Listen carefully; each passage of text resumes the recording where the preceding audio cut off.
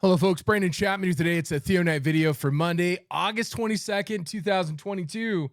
Boy, today's title, Market Rolls Over. Is there a bull case? So with the market moving lower, let me just bring up the SPX to clean it up here a little bit.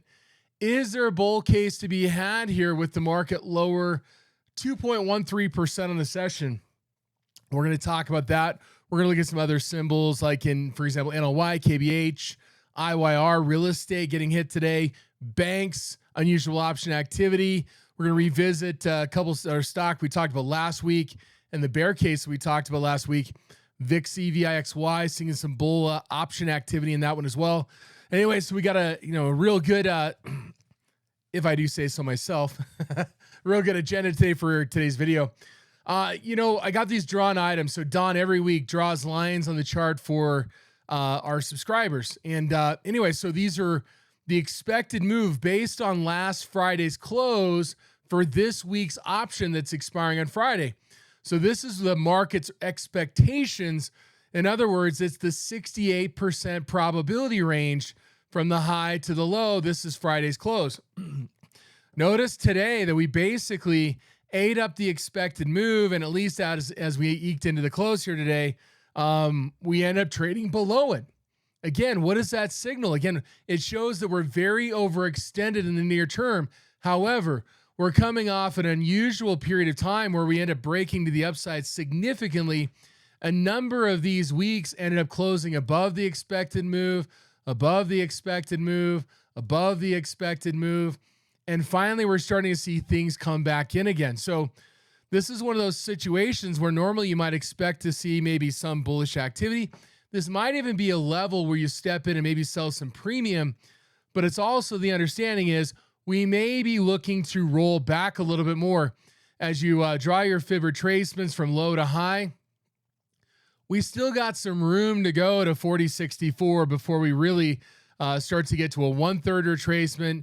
And again, 2/3 retracement has you back at 3,900. And it would be reasonable to see the market get back into this area if you're bullish. Because again, this is your up wave. This is kind of your down wave, 61%. And then we move higher.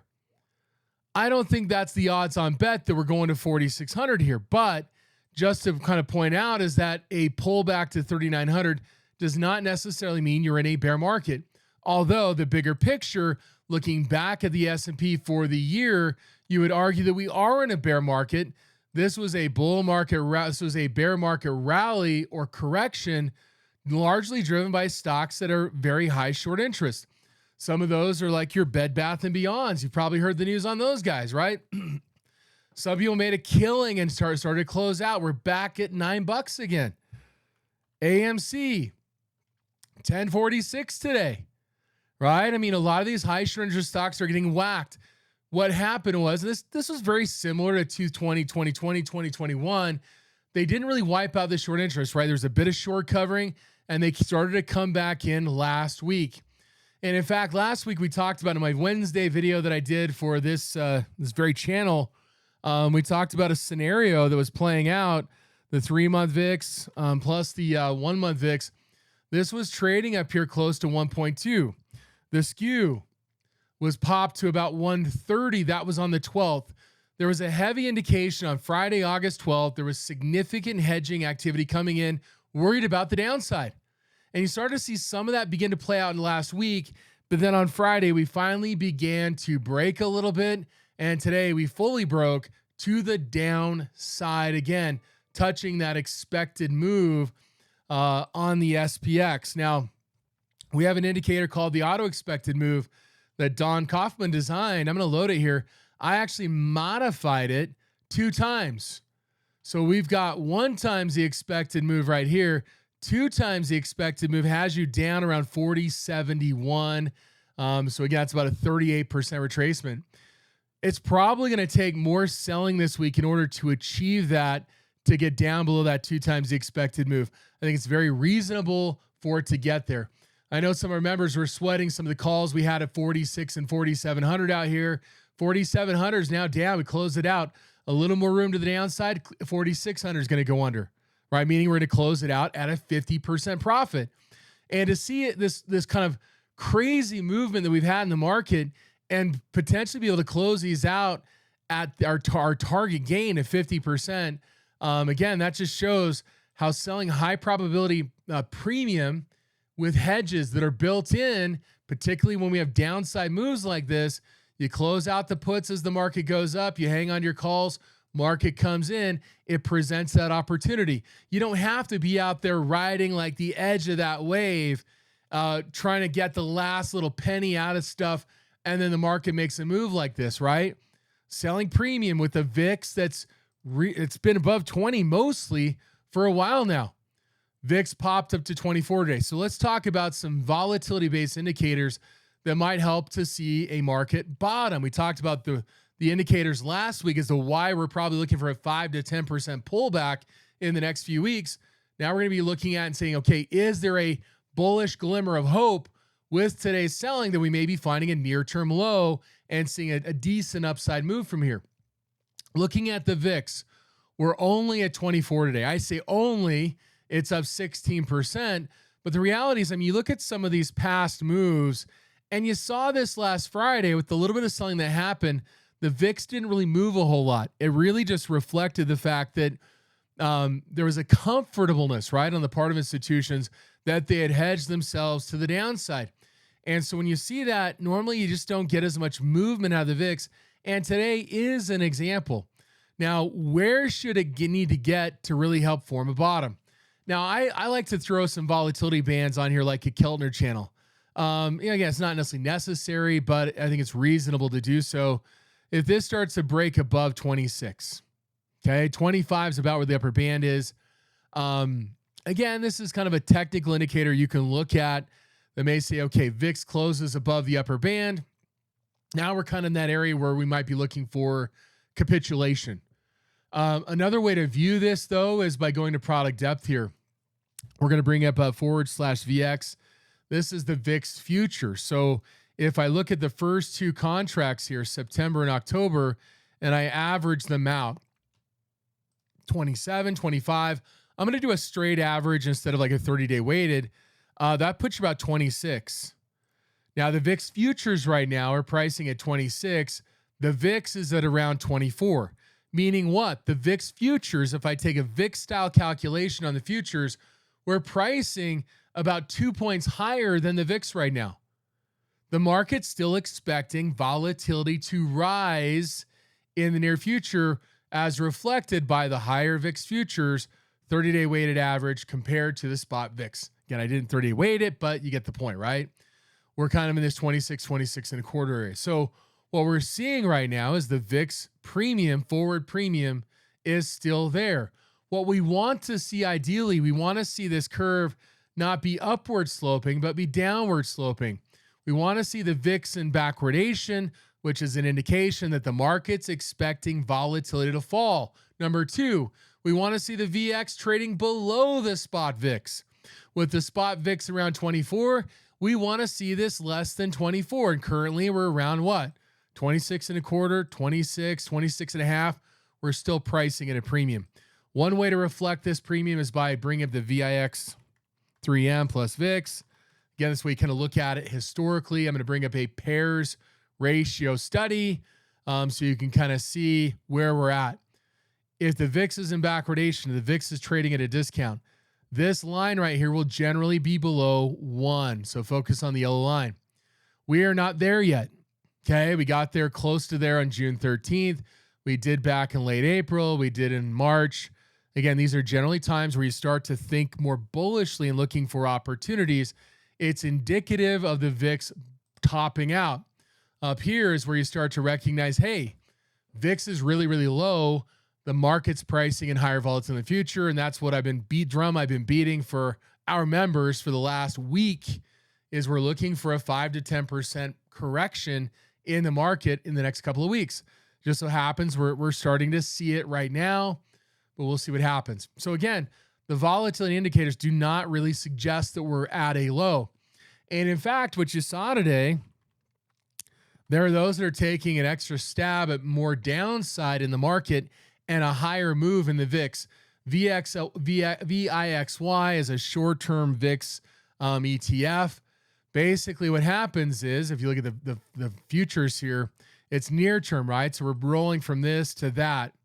And right now with the VIX in kind of more of a contango, they're actually taking a loss. So these products struggle at these points in time. That's why you're seeing this just continues to fall, and we're testing new lows down here.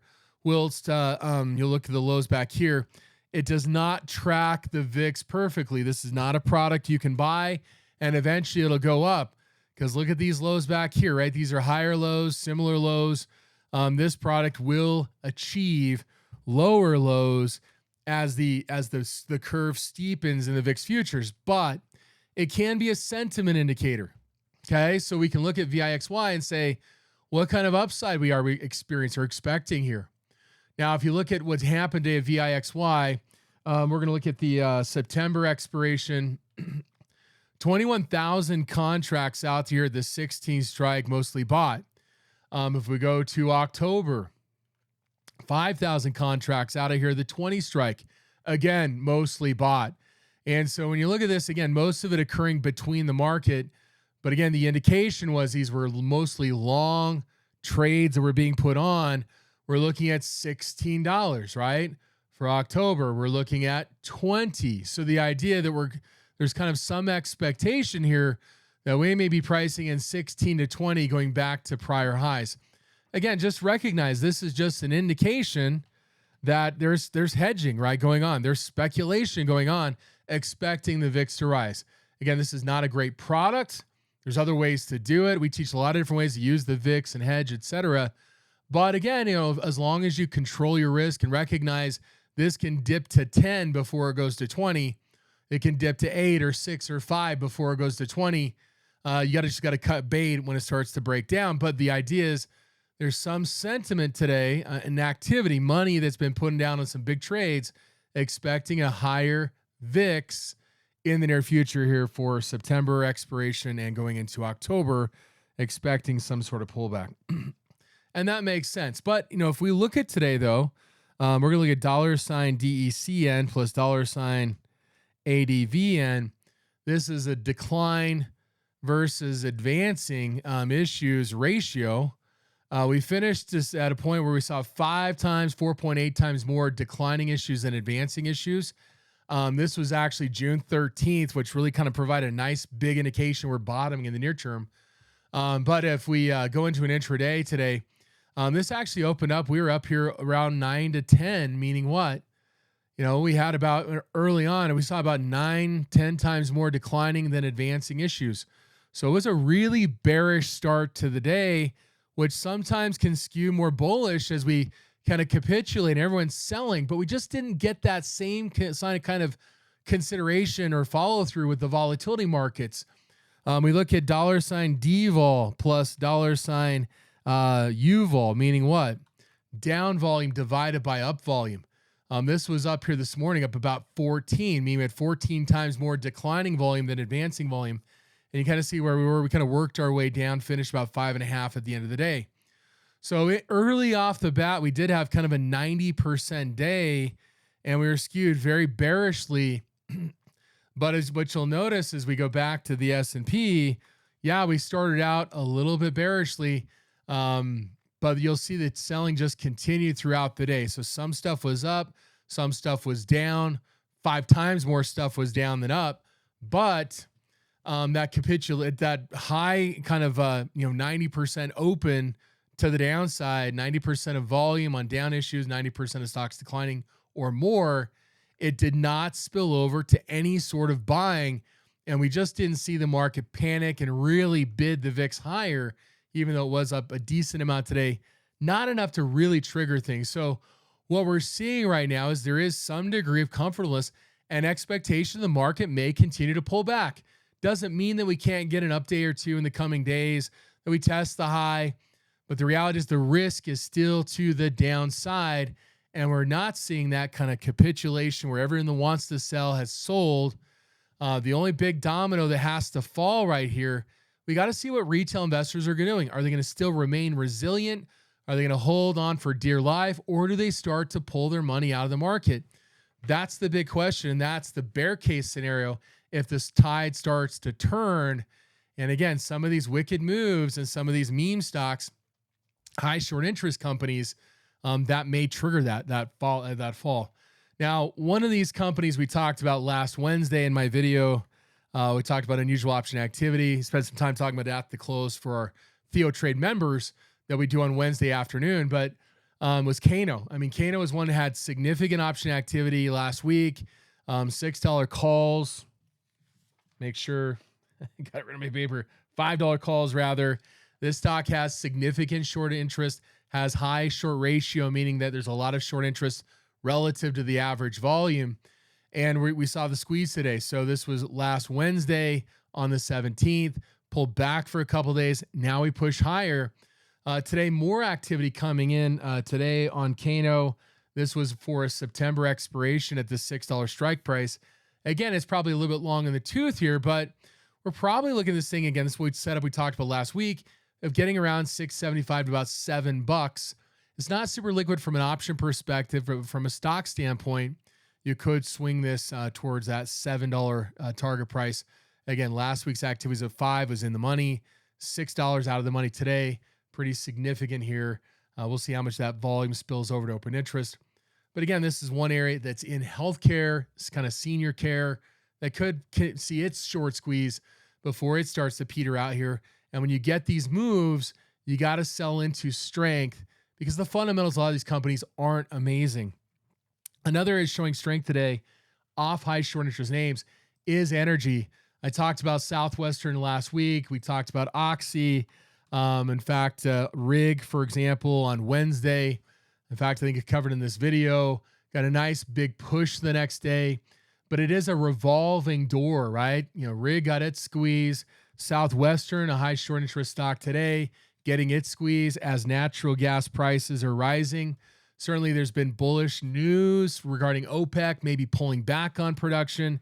There's a lot of uncertainty still in the oil markets and the natural gas markets. In fact, you look at forward/CL. Actually, this kind of flattened out a little bit towards the close here, but this was more of a steeper backwardation earlier today. We did fade just a little bit. So the question becomes, are we starting to see some erosion of demand? What is OPEC going to do? But anyway, we are seeing that continued squeeze today. And another company that is in the energy space, MRO, it finished near the highs of the day, up about 0.78% at resistance. If we start to kind of take out this 25 level, we may have a chance of pushing towards 28. The activity today on MRO was a weekly around this 25 strike, over 3,000 contracts, mostly bought. Again, if we see a lot of this spill over to the open interest, if we can take out 25, break the resistance, we may see another infusion of buying, driving the stock, squeezing the stock higher to around $28. So that one was interesting today. That ties into this energy trade, and we talked, last week I talked a lot about the idea of turning back towards energy, looking at the next rotation of who's the next stock to get squeezed. The next stock to get squeezed was Southwestern. And again, this is kind of my short list of high short interest stocks where it goes down a little bit today, but again, you'll see that what's rising to the top here. Tellurian's another It's a natural gas stock, high short interest. It got its squeeze last Thursday. It's consolidating, but we take out the high, we may see another squeeze pushing back to prior highs. Let's take a look at some bearish trades. I mean, you look at the bond market, treasury yields began to push higher today. The 10-year was up 0.48 on the index. If you look at TYX, it was only at 0.17. Look at FVX. This is a 5-year, 0.63. What you're seeing is there's more pressure on the shorter, lower duration, shorter maturity treasuries. The 30-year really barely budged today. What you're seeing is the yield curve is actually flattening even as yields are rising, which is kind of bearish for the market and certainly not bullish for financial stocks if we're seeing the Fed expected to continue rates and we're not raising rates and we're not exactly seeing the 30-year at 3.5 or 4%. We're going to see spreads continue to compress and tighten. And for KRE, this was one that last week on what day was it? I'm forgetting right now. 2 weeks ago, sorry. On Thursday the 11th was when I went over, had unusual option activity at the 60 strike here. And what you're seeing today, you're kind of seeing that come back into frame right now. KRE, this was a 30 September. So we're out here a little over a month, 39 days, 64.57. This is a downside long put vertical. Again, you look at where 57 is, that gets you back to prior lows. So again, this is one way to cheaply do a kind of a lottery ticket trade. You're buying 29% vol, selling 70% vol-ish. It's probably some, bid-ask spreads really, really wide here going into the close. But again, look at bearishness or downside movement in regional banks. There's US Bank is a big part of the KRE. You could look at top holdings, probably expecting this to get back to around 45. So downside put spreads are cheap because of the term structure, right? We're seeing rising volatility as we move out of the money. And not just KRE, we actually saw it with XLF today as well. So both regional banks that focus on lending and financials generally had a really bad day today, down 2%. In fact, if we bring up the list here of spider sectors, you'll notice that, communications, technology, cyclicals, and financials all bringing up the tailpipe here, all underperforming the S&P 500 today. For XLF, a couple of trades. Actually, it was one trade as a roll, but this was for a September expiration. And so anyway, it was kind of a roll up from the 31.27, getting rolled up to the 33.50 to right here, 33.50. I can't read my writing. 27.50. 29.50 right here. No, sorry. 31.50. Sorry. Now I read it.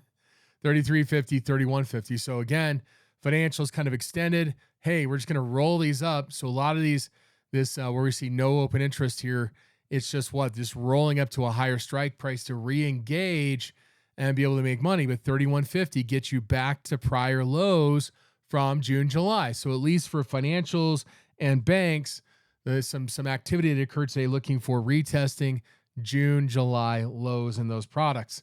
So if we think about rising interest rates and kind of the bear market we're kind of seeing in housing right now, you certainly want to look at mortgage REITs, for example, like an NLE Capital or an AGNC, for example. This one today was an October expiration. Out here, 11,000 contracts, mostly bought on NLY. And again, looking for downside. The $6 strike's not super far to the money. I mean, it's far to the money based on how fast this company moves, but that's a decent amount out of the money. But we may see ourselves back at 550 in NLY. KB Homes, right? Think about home builders, right? XHB or ITB, for example. We're probably looking for more downside here. We had a really nice rally. We're looking for a big reversal here in home builders. And again, we're seeing that KB Homes.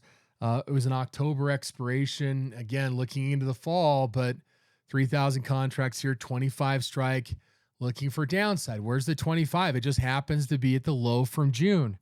So again, a lot of these angling more to the downside. And finally, we'll look at just Reit Etf, IYR, down 2% today. But again, big down move. Where are we looking in terms of downside here? So if you go to the trade tab, we're looking at 26 August. That's for this week. You'll notice they're buying a 98, selling a 96. So we're looking at maybe 96 this week, further downside. So again, energy, there's a possibility we may see a continued upward move. But as far as like banking, we're looking at home builders. We're looking at REITs, a continuation of the selling pressure we're seeing today in this space, and we may see a further compression in yields as yields are rising. Of course, we got Powell and the Jackson Hole testimony today. So again, it just looks like we're probably more en route for a 2 times the expected move week, which may present an opportunity for premium sellers out there to actually maybe sell some premium this week, which I know you've been chomping at the bit for the last few weeks to look to add stuff. But again, we'll see what happens. But again, we'll see that it looks like this progression, this selling, that there's not exactly the bull case to be had, but we talked about a few things to watch for. Anyway, that's all we got for today, folks. Have a great one. We'll see you back next week. Thank you.